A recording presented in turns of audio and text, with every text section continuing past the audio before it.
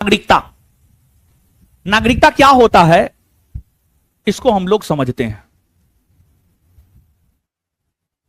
नागरिकता का परिभाषा अगर आप जानेंगे तो नागरिकता जो होता है किसी भी देश और वहां रहने वाले आम जनों, नागरिकों के बीच का जो कानूनी संबंध होता है उसे ही नागरिकता कहा जाता है। किसी भी देश और वहां रहने वाले आम नागरिकों के बीच का जो कानूनी संबंध होता है उस कानूनी संबंध को ही नागरिकता कहा जाता है। और इस कानूनी संबंध के बदले देश अपने नागरिकों से कुछ आशा रखता है और नागरिक अपने देश से कुछ आशा रखता है। जैसे शादी विवाह होता है, पत्नी को अपने पति से कुछ आशा होता है और पति को अपने पत्नी से कुछ आशा होता है। शादी विवाह होता है, दो परिवार के बीच संबंध बनता है तो दोनों परिवार को एक दूसरे से आशा होता है, दोनों परिवार को एक दूसरे से आशा होता है। तो उसी प्रकार से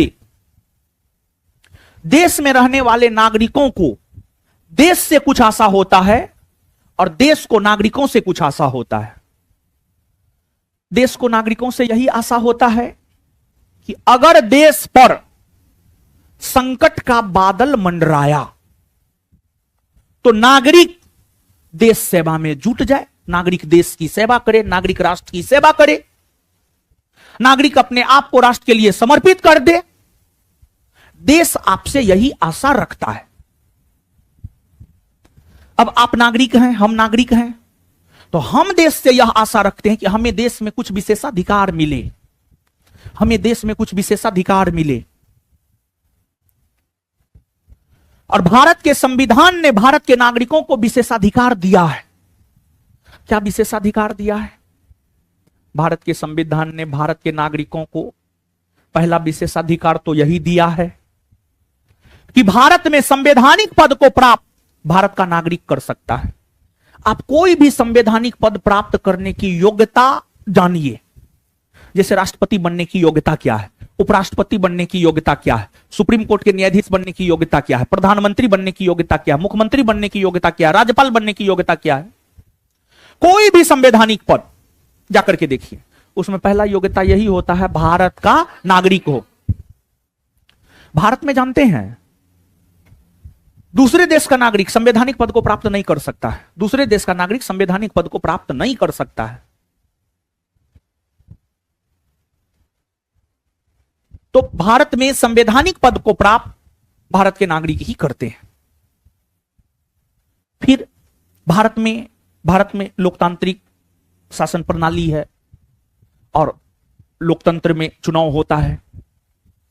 जो चुनाव होता है, लोकसभा का चुनाव होता है, विधानसभा का चुनाव होता है या अन्य जो भी चुनाव होते हैं, उस चुनाव में भारत के नागरिक ही भाग ले सकते हैं, विदेशी भाग नहीं ले सकता है।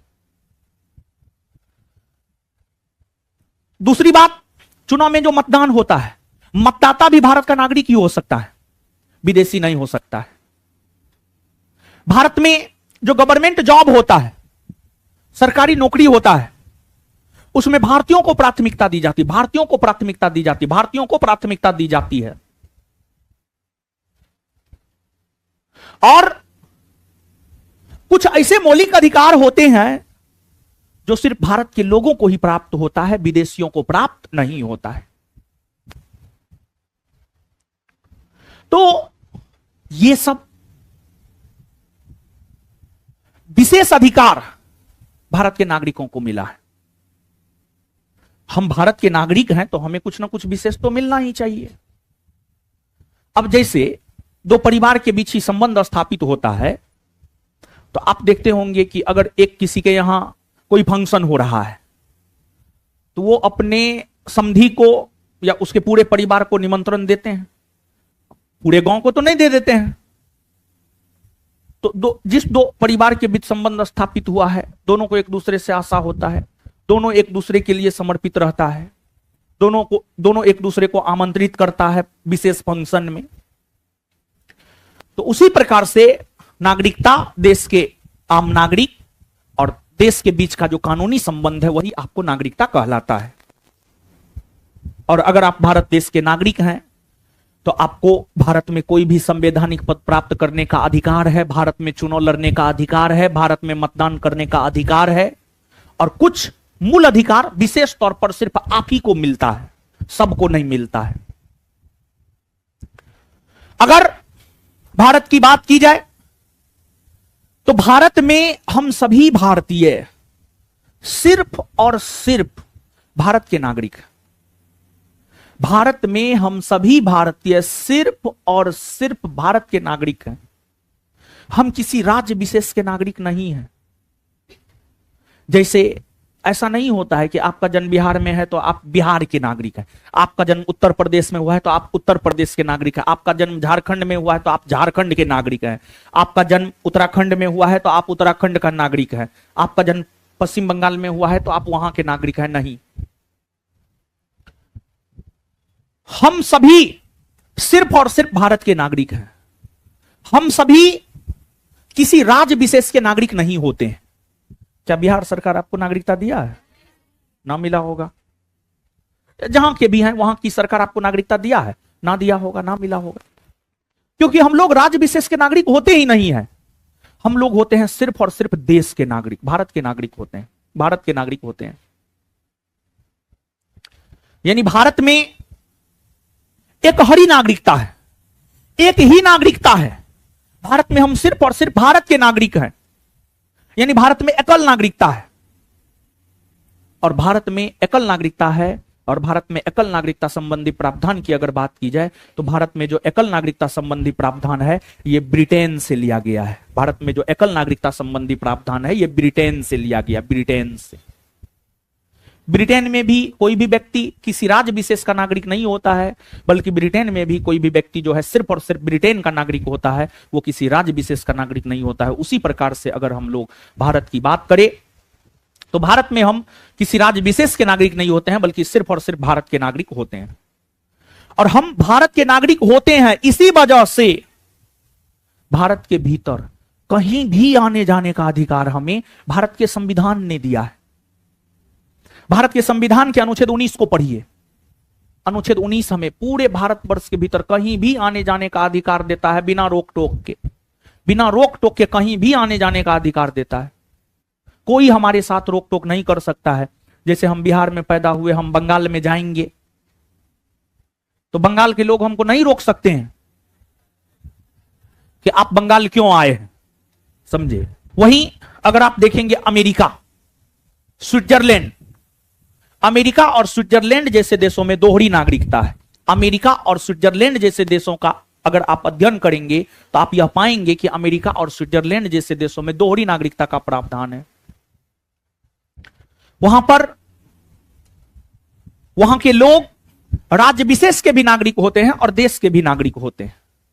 जैसे भारत 28 प्रांत से बना है, अमेरिका 50 प्रांत से बना है। अमेरिका में 50 प्रांत है, 50 प्रांत है अमेरिका में।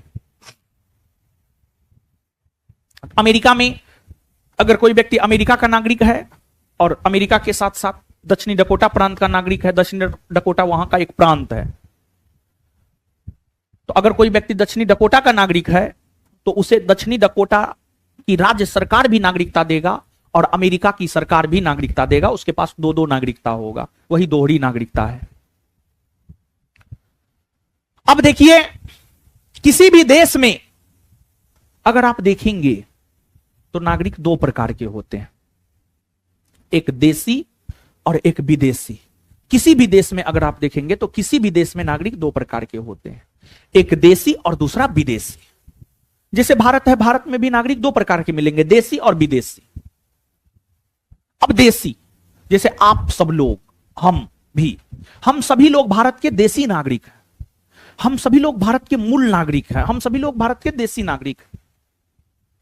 अब मान लिया जाए विदेशी, अब मान लिया जाए कोई रूस का नागरिक है वो भारत आ गया, कोई अमेरिका का नागरिक है वो भारत आ गया, कोई जर्मनी का नागरिक है वो भारत आ गया। तो ये सब लोग भारत के संदर्भ में विदेशी हो जाएगा। ये सब लोग भारत के संदर्भ में क्या हो जाएगा? विदेशी, विदेशी हो जाएगा। अब देखिए, देशी और विदेशी में अंतर होता है, समझे? देशी और विदेशी में अंतर होता है, बहुत अंतर होता है। क्या अंतर होता है? जिस प्रकार हमें अपने घर में हर प्रकार का अधिकार होता है, अपने घर में आपको जो करना है आप कर सकते हैं, लेकिन अगर आप कहीं मेहमानी जाते हैं, मतलब अपनी बहन के ससुराल गए या अपने भाई के ससुराल गए, तो वहां पर आपको हर अधिकार नहीं होता है, लेकिन अपने घर में आपको हर अधिकार होता है। तो वैसे ही भारत के जो देशी नागरिक होते हैं, भारत के देशी नागरिकों को भारत में हर प्रकार के अधिकार होते हैं। भारत के देशी नागरिकों को भारत में हर प्रकार के अधिकार होते हैं। भारत के देशी नागरिकों को भारत में सभी प्रकार के मूल अधिकार प्राप्त होते हैं, सभी प्रकार के मूल अधिकार प्राप्त होते हैं, सब कुछ प्राप्त होता है। अपने घर में आप कुछ भी कर सकते हैं, जो मन है आप वो कीजिए, लेकिन दूसरों के घर में जाकर के आप सब कुछ थोड़े कर सकते हैं, नहीं कर सकते। तो वैसे ही भारत के भीतर भारत के देशी नागरिकों को, मतलब आप सब लोग को सब अधिकार प्राप्त है भारत में, सब मौलिक अधिकार। मौलिक अधिकार है अनुच्छेद 12 से 35, आपको सब मौलिक अधिकार प्राप्त है। लेकिन अगर विदेशियों की बात करें तो जैसे आपको दूसरों के घर में सब अधिकार प्राप्त नहीं होता है, वैसे ही विदेशियों को भारत में सब अधिकार प्राप्त नहीं होता है। विदेशियों को भारत में सब मौलिक अधिकार प्राप्त नहीं होता है। विदेशियों को भारत में सब मौलिक अधिकार प्राप्त नहीं होता है। मौलिक अधिकार की चर्चा अनुच्छेद 12 से 35। इन मौलिक अधिकारों में अनुच्छेद 15, 16, 19, 29 और 30, ये 5 ऐसा मौलिक अधिकार है जो विदेशियों को प्राप्त नहीं होता है। तो भारत में रहने वाले भारत के देशी नागरिकों को अनुच्छेद 12 से 35 सब मौलिक अधिकार प्राप्त होता है, लेकिन भारत में रहने वाले जो विदेशी नागरिक होते हैं उन्हें 5 मौलिक अधिकार प्राप्त नहीं होता है। अनुच्छेद 15, 16, 19, 29 और 30, ये 5 मौलिक अधिकार विदेशियों को प्राप्त नहीं होता है। ये 5 मौलिक अधिकार विदेशियों को प्राप्त नहीं होता है, लेकिन ये 5 मौलिक अधिकार भारत के लोगों को प्राप्त होता है। भारत के लोगों को प्राप्त होता, भारत के लोगों को तो 12 से 35 सब प्राप्त होता है, और 12 से 35 के बीच में ही ये भी है। तो ये भारत के लोग को प्राप्त होता है, लेकिन ये विदेशी को प्राप्त नहीं होता है। और ये 5 मौलिक अधिकार के अलावा अन्य जो मौलिक अधिकार है वो विदेशियों को भी प्राप्त है। अन्य जो मौलिक अधिकार है वो विदेशियों को भी प्राप्त है। यानी ये जो 5 मौलिक अधिकार है, ये 5 ऐसे मौलिक अधिकार है जो सिर्फ और सिर्फ भारत के लोगों को ही प्राप्त है, सिर्फ आपको और हमें प्राप्त है, किसी विदेशी को ये 5 मौलिक अधिकार प्राप्त नहीं। तो 2-3 क्वेश्चन बोल रहे हैं, आपको आंसर नहीं देना है, लेकिन देखना है कि आपके दिमाग में ये सब बात जा रहा है कि नहीं जा रहा है। पहली बात, भारत के नागरिकों को अनुच्छेद 12 से 35 सभी मौलिक अधिकार प्राप्त होते हैं, हां या ना? हां ना? ये बात दिमाग में गया? विदेशियों को सब मौलिक अधिकार प्राप्त होता है? नहीं ना? विदेशियों को सब मौलिक अधिकार प्राप्त होता है? नहीं। विदेशियों को कितने मौलिक अधिकार प्राप्त नहीं होते? कितने प्राप्त नहीं होते हैं? कौन कौन? 15, 16, 19, 29 और? यह बात क्लियर है? अच्छा एक बात बताइए, 15, 16, 19, 29, 30 विदेशी को प्राप्त नहीं होता है, भारतीयों को प्राप्त होता है? आए? हां होता है। 15, 16, 19, 29, 30 विदेशी को प्राप्त नहीं होता है। ये 5 मौलिक अधिकार भारतीय को प्राप्त होता है? एकदम होता है। अनुच्छेद 19 में ही तो है, भारत के भीतर कहीं भी आ जा सकते हैं। हम लोग जो भारत के भीतर कहीं भी आ जा सकते हैं, 19 के कारण ही ऐसा होता है। तो ये 5 भारतीय को प्राप्त है हो, तो क्या हम ये बात कह सकते हैं कि ये 5 ऐसे मौलिक अधिकार है जो सिर्फ भारतीय नागरिकों को प्राप्त होता है? कह सकते हैं ना? समझ में आ गए इन सब बात? अब देखिए, इससे आगे बढ़ते हैं। अगर विदेशी नागरिक की हम लोग बात करें, तो विदेशी नागरिक भी दो प्रकार का होता है। अगर विदेशी नागरिक की हम लोग बात करें तो विदेशी नागरिक भी दो प्रकार का होता है। एक होता है शत्रु देश का विदेशी नागरिक और एक होता है मित्र देश का विदेशी नागरिक।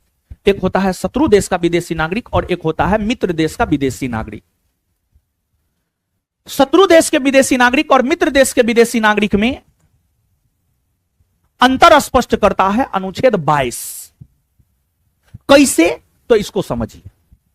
देखिए, शत्रु देश का विदेशी नागरिक और मित्र देश का विदेशी नागरिक किसे कहा जाता है, इसको आप समझिएगा। देखिए, वैसा देश जिसके साथ भारत का संबंध ठीक ठाक रहा हो, जिसके साथ भारत का कभी कोई युद्ध ना हुआ हो, वो देश भारत के लिए मित्र देश, और वहां के नागरिक भारत के लिए मित्र देश के विदेशी नागरिक। जैसे रसिया के साथ भारत का संबंध हमेशा ठीक ठाक रहा है, तो वहां के नागरिक भारत के लिए मित्र देश के नागरिक होते हैं। फिर शत्रु देश, वैसा देश जिसका भारत के साथ युद्ध हुआ हो, जिसका भारत के साथ संबंध बेहतर ना रहा हो, वही भारत के लिए शत्रु देश कहलाता है, और वहां के नागरिक भारत के लिए शत्रु देश का विदेशी नागरिक कहलाता है। जैसे पाकिस्तान के नागरिक भारत के लिए शत्रु देश का विदेशी नागरिक कहलाता है। रसिया भारत के लिए मित्र देश, पाकिस्तान भारत के लिए शत्रु देश। शत्रु देश के विदेशी नागरिक और मित्र देश के विदेशी नागरिक में अंतर स्पष्ट करता है अनुच्छेद 22। अनुच्छेद 22, अनुच्छेद 22 शत्रु देश के विदेशी नागरिकों को प्राप्त नहीं होता है, लेकिन मित्र देश के विदेशी नागरिकों को प्राप्त होता है। अनुच्छेद 22 पाकिस्तान के नागरिकों को भारत में प्राप्त नहीं होता है, लेकिन रूस के नागरिकों को भारत में प्राप्त होता है। अब अनुच्छेद 22 में क्या है? तो अनुच्छेद 22 में है गिरफ्तारी के विरुद्ध संरक्षण। यानी अनुच्छेद 22 किसी गिरफ्तार होने वाले व्यक्ति को संरक्षण प्रदान करता है। अनुच्छेद 22 किसी गिरफ्तार होने वाले व्यक्ति को संरक्षण प्रदान करता है। अनुच्छेद 22 गिरफ्तार होने वाले व्यक्ति को 3 प्रकार का संरक्षण देता है। पहला, गिरफ्तारी का कारण जान सके। दूसरा, 24 घंटा के भीतर न्यायालय के समक्ष उसे प्रस्तुत किया जा सके। और तीसरा, वह अपने मन मुताबिक वकील रख सकता। यह 3 संरक्षण गिरफ्तार होने वाले व्यक्ति को देता है अनुच्छेद 22। अगर भारत में पाकिस्तान के किसी नागरिक को गिरफ्तार किया गया, वह गिरफ्तारी का कारण नहीं पूछ सकता है, उसे 24 घंटा के भीतर न्यायालय में प्रस्तुत नहीं किया जा सकता, वह अपने मन मुताबिक वकील नहीं रख सकता है। लेकिन अगर रूस के किसी व्यक्ति को भारत में गिरफ्तार किया गया है, वो गिरफ्तारी का कारण पूछ सकता है, उसे 24 घंटा के भीतर न्यायालय में प्रस्तुत किया जाना चाहिए, और वह अपने मन मुताबिक वकील भी रख सकता है। तो जो अनुच्छेद 22 है, यह शत्रु देश के विदेशी नागरिक और मित्र देश के विदेशी नागरिकों के बीच में अंतर स्पष्ट करता है। अनुच्छेद 22 शत्रु देश के विदेशी नागरिकों को प्राप्त नहीं होता है और मित्र देश के विदेशी नागरिकों को प्राप्त होता है। शत्रु देश के विदेशी नागरिकों को 15, 16, 19, 22, 29 और 30। शत्रु देश के विदेशी नागरिकों को 15, 16, 19, 22, 29 और 30, ये 6 मौलिक अधिकार प्राप्त नहीं होता है। शत्रु देश के विदेशी नागरिकों को 15, 16, 19, 22, 29 और 30 प्राप्त नहीं होता है। वही मित्र देश के विदेशी नागरिकों को 15, 16, 19, 29 और 30 प्राप्त नहीं होता है। तो अनुच्छेद 22 शत्रु देश के विदेशी नागरिक और मित्र देश के विदेशी नागरिक के बीच में अंतर स्पष्ट करता है। अनुच्छेद 22 मित्र देश के विदेशी नागरिक को प्राप्त होता है और अनुच्छेद 22 शत्रु देश के विदेशी नागरिक को प्राप्त नहीं होता है। समझे हैं? कुछ गया है दिमाग में? क्लियर है? इतना तक बात समझ में आया? अब आइए आगे हम लोग देखते हैं। नागरिकता को लेकर जानकारी हमें देता है भारतीय संविधान का भाग 2। भारतीय संविधान का भाग 2, भाग 2। भारतीय संविधान का भाग 2 नागरिकता के विषय में जानकारी देता है और अनुच्छेद 5 से 11 भाग के संदर्भ में देखा जाए तो भाग 2 हमें नागरिकता के विषय में जानकारी देता है। भारतीय संविधान का भाग 2 हमें नागरिकता के विषय में जानकारी देता है और अनुच्छेद के संदर्भ में देखा जाए तो अनुच्छेद 5 से 11 हमें नागरिकता के विषय में जानकारी देता है। देखिए, तो अब सबसे पहले हम लोग अनुच्छेद 5 से अनुच्छेद 11 को देखते हैं। अनुच्छेद 5 से अनुच्छेद 11 में क्या है क्या नहीं है, इन अनुच्छेदों में कौन कौन से अनुच्छेद महत्वपूर्ण है। ऐसे तो 5 से 11 में देखिएगा तो हमको मात्र 2 अनुच्छेद महत्वपूर्ण लगता है, क्योंकि ये 2 अनुच्छेद से रिलेटेड प्रश्न बार बार पूछे गए हैं, एक 9 और दूसरा 11। ऐसे हम लोग 5 से 11 तक हर अनुच्छेद को देखते हैं। तो सबसे पहले आप अनुच्छेद 11 को ही जान लीजिए। अनुच्छेद 11 की अगर आप बात करेंगे तो अनुच्छेद 11 नागरिकता को लेकर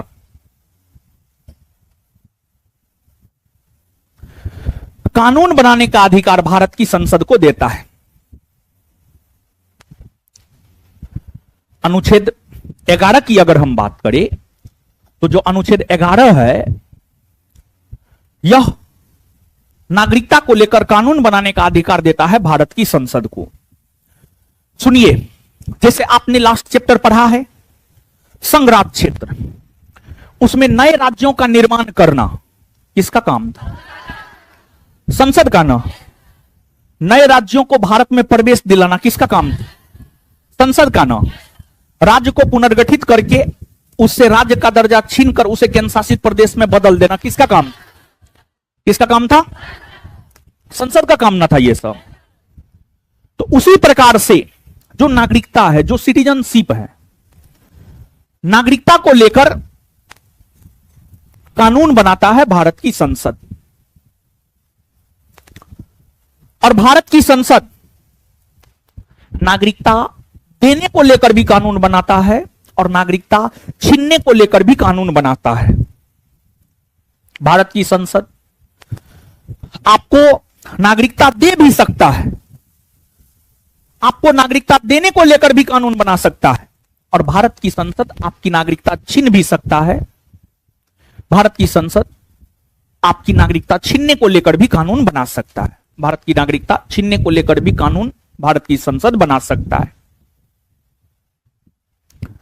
तो संसद नागरिकता प्रदान करने और नागरिकता छीनने दोनों को लेकर कानून बना सकता है।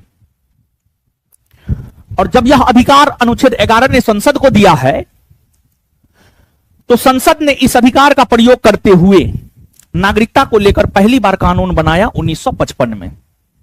संसद को नागरिकता को लेकर कानून बनाने का अधिकार जब अनुच्छेद 11 दिया तो संसद ने इस अधिकार का प्रयोग करते हुए नागरिकता को लेकर कानून बनाया 1955 में, जिसे नागरिकता अधिनियम 1955 कहते हैं।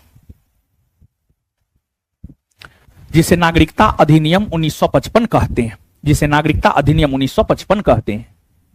और जो नागरिकता अधिनियम 1955 है, जो नागरिकता अधिनियम 1955 है, यह नागरिकता को लेकर बनाए गए मूल कानून है।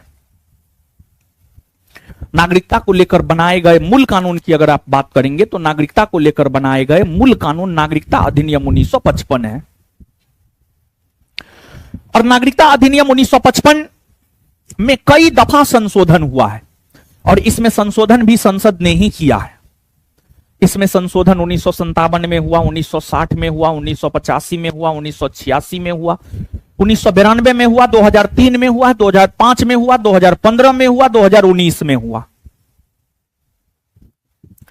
तो नागरिकता अधिनियम 1955 में कई दफा संशोधन हुए। नागरिकता अधिनियम 1955 में कई दफा संशोधन हुए। नागरिकता अधिनियम 1955 में कई दफा संशोधन हुए। 1957, 60, 85, 86, 1992, 2003, 2005, 2015, 2019। ठीक है। अब यहां पर जो नागरिकता अधिनियम 1955 है, नागरिकता अधिनियम 1955 की अगर हम बात करें तो जो नागरिकता अधिनियम 1955 है, इसी में इस बात का जिक्र है कि भारत की नागरिकता प्राप्त करने के कौन कौन से आधार हैं और भारत की नागरिकता खोने के कौन कौन से आधार हैं। मतलब किस प्रक्रिया के तहत आप भारत की नागरिकता प्राप्त कर सकते हैं और किस प्रक्रिया के तहत आप भारत की नागरिकता खो सकते हैं। इन बातों का जिक्र नागरिकता अधिनियम 1955 में ही है। नागरिकता अधिनियम 1955 में ही, नागरिकता अधिनियम 1955 में ही इस बात का जिक्र है कि आप नागरिकता कितने प्रकार से प्राप्त कर सकते हैं और कैसे कैसे प्राप्त कर सकते हैं और नागरिकता कितने प्रकार से समाप्त हो सकता है। इसका जिक्र नागरिकता अधिनियम 1955 में ही है। संविधान के अनुच्छेदों में इस बात का जिक्र नहीं है कि नागरिकता कौन विधि से प्राप्त कर सकते हैं और नागरिकता कौन विधि से खो सकते हैं। संविधान के अनुच्छेदों में इस बात का जिक्र नहीं है। संविधान के अनुच्छेदों में इस बात का जिक्र नहीं है कि नागरिकता कौन विधि से प्राप्त कर सकते हैं और नागरिकता कौन विधि से खो सकते हैं, या आपकी नागरिकता कौन विधि से समाप्त हो सकती है। बल्कि नागरिकता प्राप्त करने की जो विधियां हैं और नागरिकता खोने की जो विधियां हैं, नागरिकता समाप्त होने की जो विधियां हैं, इसकी चर्चा नागरिकता अधिनियम 1955 में है। और नागरिकता अधिनियम 1955 ही हमें यह बतलाता है कि भारत की नागरिकता 5 आधार पर प्राप्त की जा सकती है। भारत की नागरिकता 5 आधार पर प्राप्त की जा सकती है। और भारत की नागरिकता 5 आधार पर जो प्राप्त की जा सकती है, एक जन्म के आधार पर, दूसरा वंशीय परंपरा के आधार पर, तीसरा पंजीकरण के आधार पर, चौथा देशीयकरण के आधार पर, और पांचवा भूमि विस्तार। पांचवा भूमि विस्तार। पांचवा भूमि विस्तार। यही 5 आधार है। यही 5 आधार पर भारत की नागरिकता हम लोग प्राप्त कर सकते हैं। यही 5 आधार है और इसी 5 आधार पर हम भारत की नागरिकता प्राप्त कर सकते हैं। यही 5 आधार है और इसी 5 आधार पर हम भारत की नागरिकता प्राप्त कर सकते हैं। और फिर नागरिकता समाप्त 3 आधार पर होती है। एक परित्याग द्वारा, दूसरा बर्खास्तगी द्वारा, तीसरा वंचित किए जाने पर। तीसरा वंचित किए जाने पर। वंचित किए जाने पर भारत की नागरिकता 3 आधार पर समाप्त हो सकती है। एक परित्याग, दूसरा बर्खास्तगी और तीसरा वंचित किए जाने पर। ये 3 आधार पर भारत की नागरिकता समाप्त हो सकती है। ये 3 आधार पर भारत की नागरिकता समाप्त हो सकती है। समझ गए? अब इसको डिस्क्राइब करेंगे आगे, लेकिन उससे पहले सिर्फ अनुच्छेद 11 को बताने के लिए ये सब बात हम आपको बताए हैं। आगे इसको हम डिस्क्राइब करेंगे, लेकिन उससे पहले हम लोग अनुच्छेद 11 तो जान गए। अब 5 से लेकर के 10 तक कौन अनुच्छेद क्या कहता है, इस विषय में हम लोग जानते हैं। अनुच्छेद 5, अनुच्छेद 5, 6, 7, 8, 9, 10। अनुच्छेद 5 देखिए, अनुच्छेद 5 में इस बात का जिक्र है कि जब संविधान लागू हुआ था भारत का 26 जनवरी 1950 को, 26 जनवरी 1950 को जब भारत का संविधान लागू हुआ था, तो संविधान लागू होने के समय भारत की नागरिकता प्राप्त करने की क्या शर्तें थी। अनुच्छेद 5 में इस बात का जिक्र है, संविधान लागू होने के समय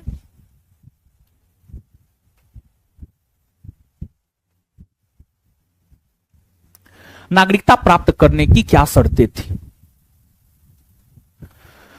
अनुच्छेद 5 में इस बात का जिक्र है कि संविधान लागू होने के समय नागरिकता प्राप्त करने की क्या शर्तें थी।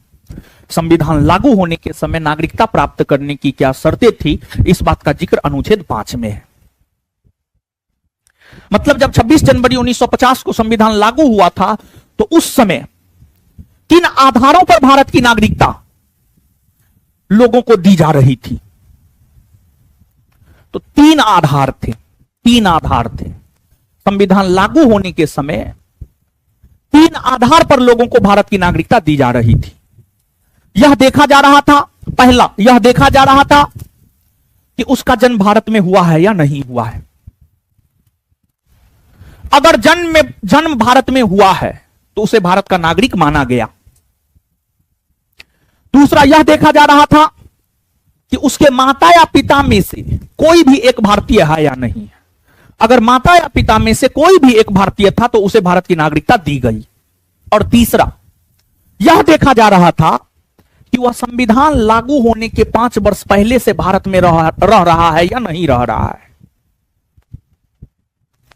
तो ये तीन आधार थे जब भारत के संविधान 26 जनवरी 1950 को लागू हुए थे। तो उस समय तीन आधार पर लोगों को भारत की नागरिकता दी जा रही थी। एक, अगर उसका जन्म भारत में हुआ है तब। दूसरा, अगर उसके माता या पिता दोनों में से कोई भी एक भारतीय है तब। और एक तीसरा, संविधान लागू होने के 5 वर्ष पहले से वो भारत में रह रहा है या नहीं रह रहा है। इन तीन में से किसी भी कंडीशन को कोई भी व्यक्ति फुलफिल कर रहा था तो उसे भारत की नागरिकता दी जा रही थी, उसे भारत का नागरिक मान लिया जा रहा था, उसे भारत का नागरिक मान लिया जा रहा था। तो जो अनुच्छेद 5 है, सीधे सीधे इस बात को याद रखना है कि अनुच्छेद 5 हमें संविधान लागू होने के समय नागरिकता प्राप्त करने के शर्तों के विषय में जानकारी देता है। अनुच्छेद 5 हमें संविधान लागू होने के समय नागरिकता प्राप्त करने के शर्तों के विषय में जानकारी देता है। यानी संविधान लागू होने के समय भारत की नागरिकता प्राप्त करने की जो शर्तें थी उस विषय में जानकारी देता है अनुच्छेद 5। इसके बाद समझ रहे हैं ना? है? नहीं समझिएगा तो पूछ लीजिएगा, ठीक है। यानी सीधा 26 जनवरी 1950 को हमारा संविधान लागू हुआ, उस समय हम भारत की नागरिकता कैसे प्राप्त कर सकते थे, इस विषय में जानकारी अनुच्छेद 5 देता है। तो तीन आधार थे। अगर आपका जन्म भारत में हुआ है तो आप भारत के नागरिक बन सकते हैं। अगर आपके माता पिता दोनों में से कोई भी एक भारतीय है या उसका जन्म भारत में हुआ है तो आप भारत की नागरिकता प्राप्त कर सकते थे। और तीसरा, संविधान लागू होने के 5 वर्ष पहले से आप भारत में रह रहे, यही आधार था। इसके बाद आपको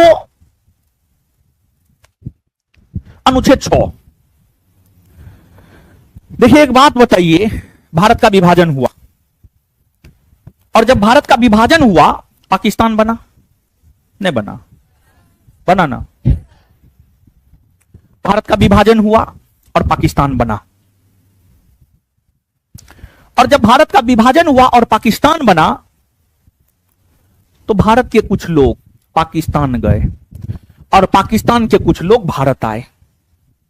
थोड़ा सोच करके देखिए, ऐसा हुआ होगा या नहीं हुआ होगा? हुआ होगा ना। 1947 से पहले जहां पर आज पाकिस्तान है वहां पर हिंदू, सिख, ईसाई सब रहता था। और जो भारत है, भारत में भी मुसलमान, सिख, हिंदू सब रहता था। लेकिन जब भारत का विभाजन हुआ और पाकिस्तान बना तो पाकिस्तान तो मुसलमानों के लिए न बना जी। पाकिस्तान की अगर हम लोग बात करें तो मुसलमानों के लिए पाकिस्तान बना। जब मुसलमानों के लिए पाकिस्तान बना तो पाकिस्तान के क्षेत्र में रहने वाले हिंदू, सिख, ईसाई सब पाकिस्तान छोड़कर भारत आए। और भारत के वैसे मुसलमान जो विभाजन के पक्ष में थे, भारत के वैसे मुसलमान जो भारत विभाजन के पक्ष में थे, वे मुसलमान भारत से पाकिस्तान चले गए। जिनको विभाजन चाहिए था, जिनको पाकिस्तान चाहिए था, जब भारत का विभाजन हुआ तो वो भारत से निकल करके पाकिस्तान चले गए। तो लोगों का स्थानांतरण हुआ, मतलब लोगों का जगह बदला। भारत के कुछ लोग पाकिस्तान गए, पाकिस्तान के कुछ लोग भारत आए। तो अनुच्छेद 6, पाकिस्तान से जो लोग भारत आए उनको नागरिकता अनुच्छेद 6 के तहत दी जाती है। इसमें एक तिथि है, एक डेट है, 19 जुलाई 1948।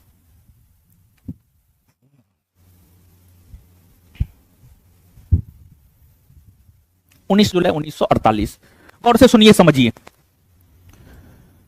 देखिए, वैसे लोग जो 19 जुलाई 1948 से पहले या बाद में, वैसे लोग, वैसे नागरिक जो 19 जुलाई 1948 से पहले या बाद में पाकिस्तान से भारत आया है, उन्हें भारत की नागरिकता अनुच्छेद 6 के तहत दी गई है। वैसे लोग जो 19 जुलाई 1948 से पहले या उसके बाद पाकिस्तान से भारत आया है, उन्हें भारत की नागरिकता अनुच्छेद 6 के तहत दी गई है। अगर कोई व्यक्ति 19 जुलाई 1948 के बाद पाकिस्तान से भारत आया है तो उसे कम से कम 6 महीना भारत में रहना पड़ेगा और तब पंजीकरण के माध्यम से उन्हें भारत की नागरिकता दी जाएगी, रजिस्ट्रेशन के माध्यम से उन्हें भारत की नागरिकता दी जाएगी। तो अनुच्छेद 6 पाकिस्तान से आने वाले नागरिकों को भारत की नागरिकता प्रदान करता है। दिमाग में जाने दीजिएगा, अनुच्छेद 6 पाकिस्तान से आने वाले नागरिकों को भारत की नागरिकता प्रदान करता है। अनुच्छेद 6 चाहे वह 19 जुलाई 1948 से पहले आया हो या 19 जुलाई 1948 के बाद आया हो, उन्हें नागरिकता प्रदान करता है अनुच्छेद 6। ठीक है। इसके बाद एक अगला अनुच्छेद है अनुच्छेद 7। अनुच्छेद 7 में एक तिथि है 1 मार्च 1947।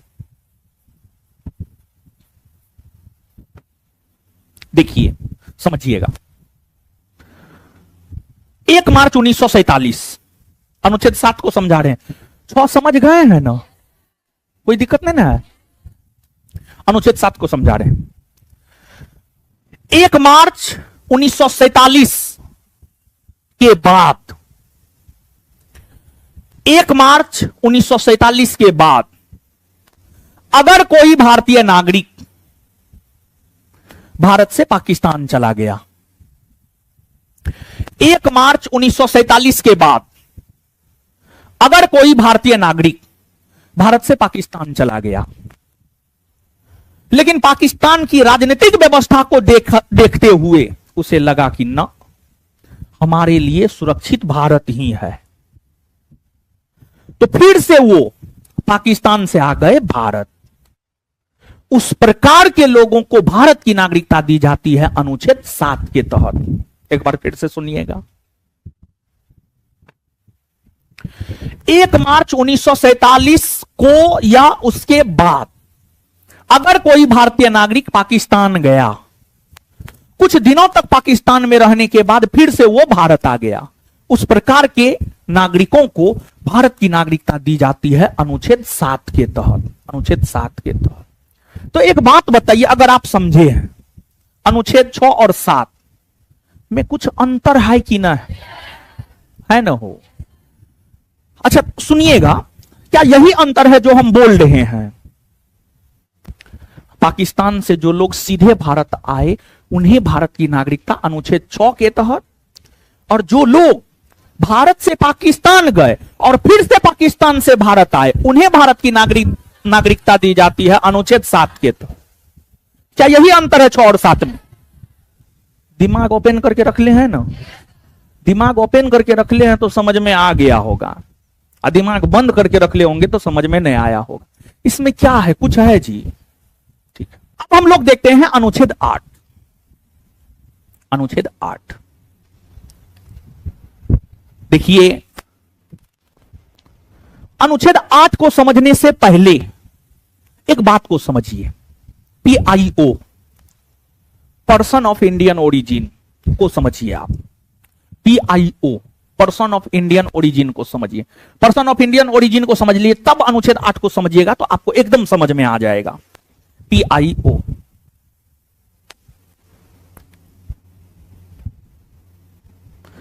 पर्सन ऑफ इंडियन ओरिजिन,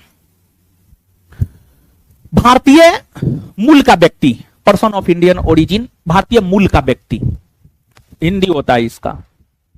देखिए, हम भारतीय हैं, हमारे पास भारत की नागरिकता है, ठीक है। हम चले गए अमेरिका, अमेरिका हमको पसंद आ गया और भारत से ज्यादा स्कोप कमाने का अमेरिका में हमें नजर आया। भारत से ज्यादा पैसा अमेरिका में कमाया जा सकता है, ऐसा हमें लगा, तो हम भारत की नागरिकता छोड़ दिए, अमेरिका में रहने लगे, अमेरिका की नागरिकता ले लिए। अमेरिका में रहने लगे, अमेरिका की नागरिकता ले लिए, भारत की नागरिकता को हम छोड़ दिए। हमारे माता पिता दोनों भारतीय हैं, हम भी भारतीय हैं, लेकिन पैसा के लालच में हम अपने देश की नागरिकता छोड़कर अमेरिका की नागरिकता ग्रहण कर लिए। तो जब हम अपने देश की नागरिकता को छोड़कर अमेरिका की नागरिकता ग्रहण कर लेंगे, भले हम अमेरिका के नागरिक होंगे, लेकिन जो हमारा ओरिजिन है वो तो भारत का है। हमारा जन्म भारत में हुआ है, हमारी माता हमारे पिता भारतीय हैं। तो अगर ऐसा होता है, जो कि कभी होगा नहीं, लेकिन अगर ऐसा होता है और अगर हम भारत की नागरिकता छोड़कर अमेरिका की नागरिकता ग्रहण कर लेते हैं और हम अमेरिका के नागरिक बन गए,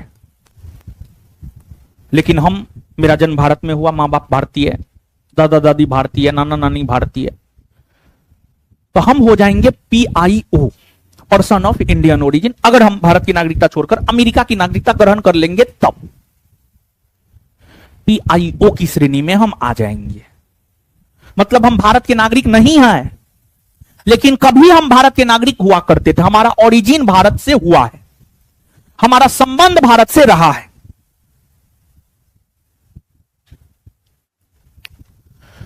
तो जो भारतीय मूल वर्ग के लोग हैं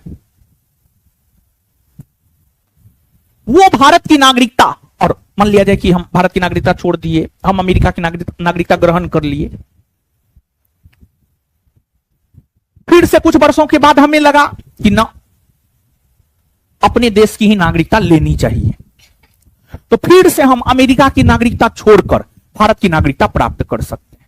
फिर से हम अमेरिका की नागरिकता छोड़कर भारत की नागरिकता प्राप्त कर सकते हैं।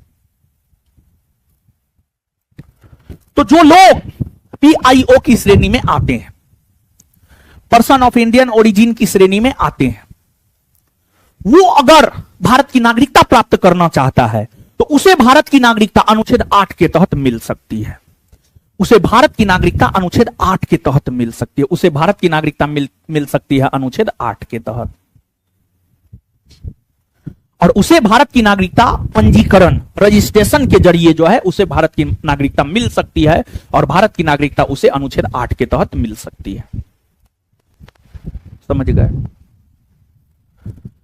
या फिर इसको फिर से समझिए। देखिए, अविभाजित भारत में, मतलब जब भारत का विभाजन नहीं हुआ था, गौर से सुनिएगा, समझिएगा। अविभाजित भारत में मतलब जब भारत का विभाजन नहीं हुआ था, मतलब 1947 के पहले का भारत, और 1947 के पहले के भारत में आप आइएगा तो भारत, पाकिस्तान, बांग्लादेश सब एक ही देश था, वो था भारत। अविभाजित भारत मतलब 1947 के पहले के भारत, 1946 का भारत, 1945 का भारत, 1944 का भारत। अविभाजित भारत में अगर किसी का जन्म हुआ या उसके माता पिता, दादा दादी, नाना नानी का जन्म हुआ और वो संविधान लागू होने के समय भारत की नागरिकता वो प्राप्त कर सकता था, लेकिन उसने भारत की नागरिकता नहीं ली बल्कि किसी दूसरे देश की नागरिकता ले ली है। उसमें योग्यता था कि वो भारत का नागरिक बन सकता है, लेकिन फिर भी उसने भारत की नागरिकता नहीं ली बल्कि किसी दूसरे देश की नागरिकता ले ली है। उसका ओरिजिन भारत से रहा है, वो भारत का नागरिक बन सकता था संविधान लागू होने के समय, लेकिन फिर भी वो भारत का नागरिक नहीं बना बल्कि ब्रिटेन की नागरिकता ग्रहण कर लिया। वो भी PIO की श्रेणी में ही आते हैं, और अगर उसको भारत की नागरिकता लेनी है तो उसे भारत की नागरिकता अनुच्छेद 8 के तहत दी जाएगी, अनुच्छेद 8 के तहत दी जाएगी। तो अनुच्छेद 8 पर्सन ऑफ इंडियन ओरिजिन को जो भारत की नागरिकता दी जाती है, पर्सन ऑफ इंडियन ओरिजिन की श्रेणी में आने वाले लोगों को जो भारत की नागरिकता दी जाती है वह अनुच्छेद 8 के तहत दी जाती है। और पर्सन ऑफ इंडियन ओरिजिन की श्रेणी में जो आते हैं उनका ओरिजिन भारत से होता है, लेकिन वे भारत के नागरिक होते नहीं, लेकिन वो भारत की नागरिकता प्राप्त कर सकते हैं, और वो भारत की नागरिकता प्राप्त पंजीकरण के माध्यम से कर सकते हैं। जैसे हमने तो आपको अपना एग्जाम्पल दे दिया, हम भारतीय हैं, हमारा ओरिजिन भारत में हुआ है, हम अमेरिका गए, वहां पर स्कोप ज्यादा मिला, हम भारत की नागरिकता छोड़ दी, अमेरिका की नागरिकता ग्रहण कर लिए, हम पर्सन ऑफ इंडियन ओरिजिन की श्रेणी में आ गए। कुछ वर्षों के बाद फिर हमें लगा नहीं कि अपने देश की नागरिकता प्राप्त करनी चाहिए, तो अनुच्छेद 8 हमें अधिकार देता है कि हम पंजीकरण करा करके फिर से भारत का नागरिक बन सकते हैं, हम रजिस्ट्रेशन करवा करके फिर से भारत का नागरिक बन सकते हैं। यह अधिकार हमें अनुच्छेद 8 देता है। यही है अनुच्छेद 8। समझे? इसके बाद अनुच्छेद 9।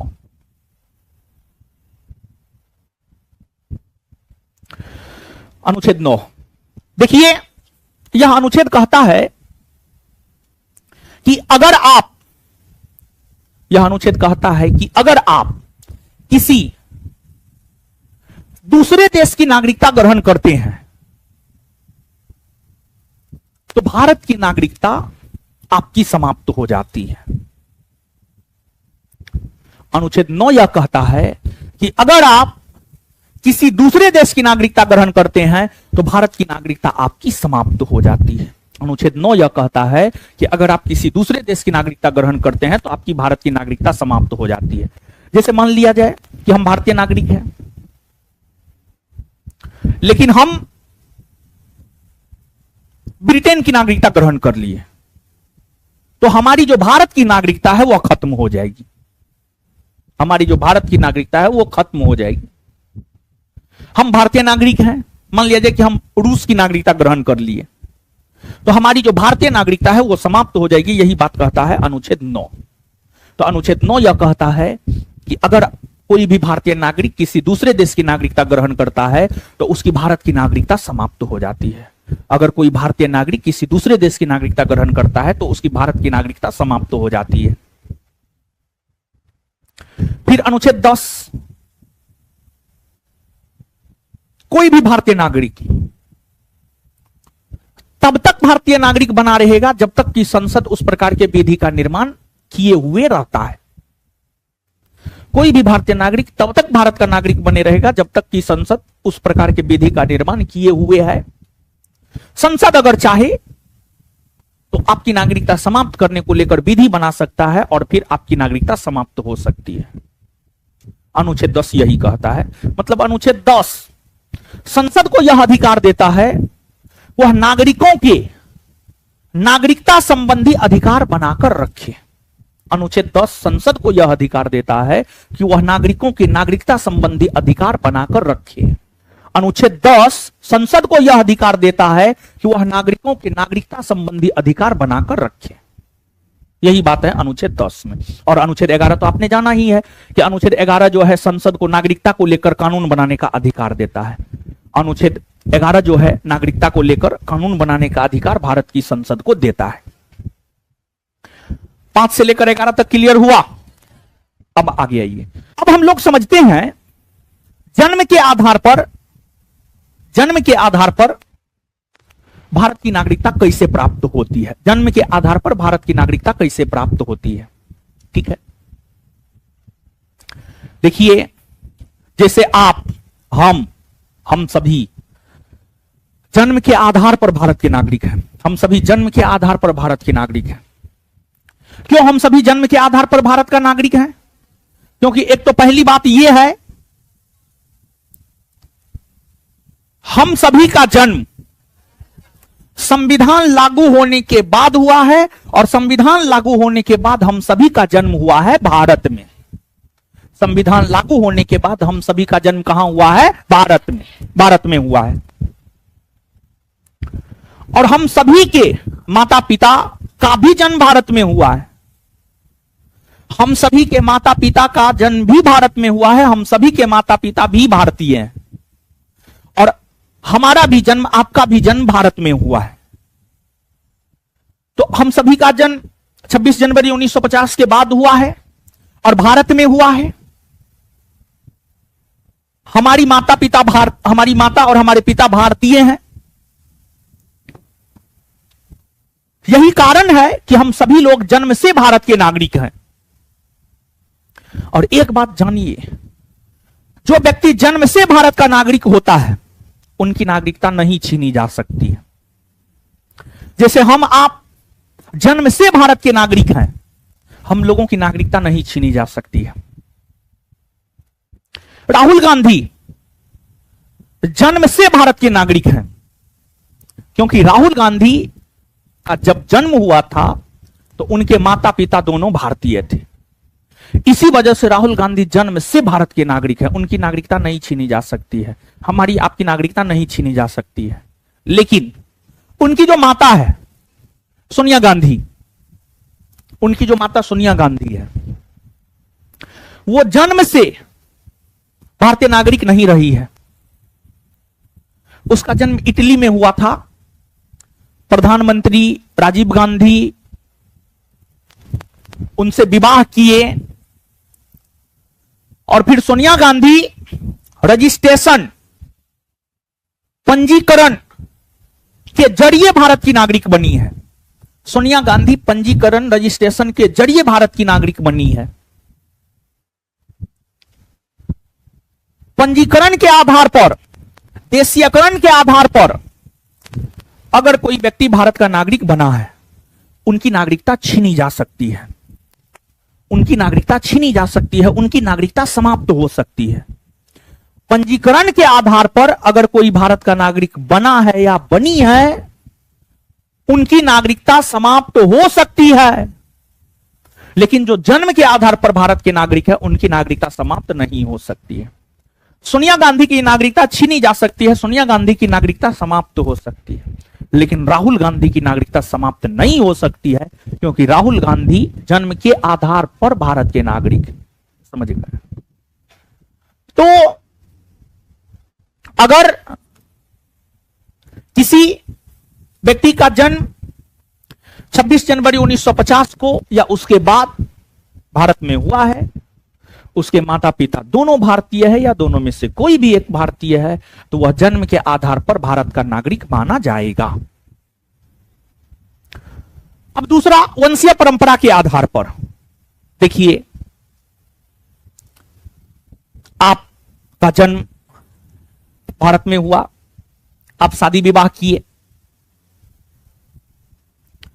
और फिर आप चले गए विदेश। आप हैं भारतीय नागरिक, आपके पास भारत की नागरिकता है, भारत का पासपोर्ट है, भारत का वीजा है, सब चीज है आपके पास। लेकिन कमाने के लिए, कमाने के पर्पज से लोग नहीं जाता है, सऊदी जाता है, दुबई जाता है, अमेरिका जाता है, जाता है कि नहीं जाता है? बोलिए नो। जैसे एक बात बताइए, आप पढ़ाई करने के लिए कोई किशनगंज से, कोई अररिया से, कोई भागलपुर से, कोई कटिहार से, कोई जमुई से, कोई गया से, कोई जहानाबाद से, कोई छपरा से, कोई सिवान से पटना आए हैं या नहीं आए हैं? आए हैं ना। बिहारी मजदूर बिहार से कमाने के लिए पंजाब, दिल्ली, मुंबई जाता है? बोलिए नो। हाँ, जाता है। वैसे ही भारत के लोग कमाने के लिए भारत से बाहर जाते हैं, कमाने के लिए भारत से बाहर जाते हैं। वे हैं भारतीय नागरिक, लेकिन वे भारत में रह नहीं रहे हैं। उसी को कहा जाता है एनआरआई। आप जो सुनते होंगे एनआरआई, एनआरआई किसको कहा जाता है? वैसे भारतीय जो है